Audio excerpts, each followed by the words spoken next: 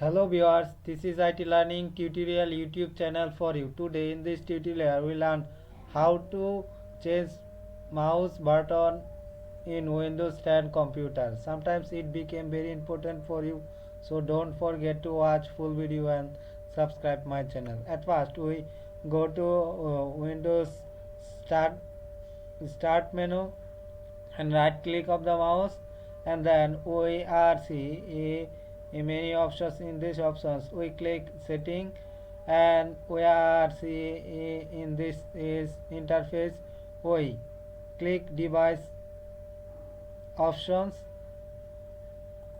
and we are see a Bluetooth and other device as printer and scanner. We click mouse, and we click mouse. We are see a mouse.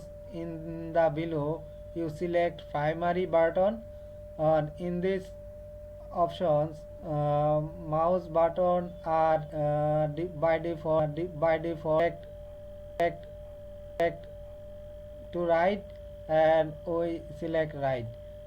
In this way we are see mouse button are select right.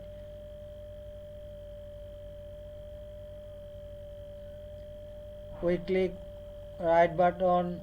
At this stage mouse did not work. we we click right mouse, and we are see a mouse are work.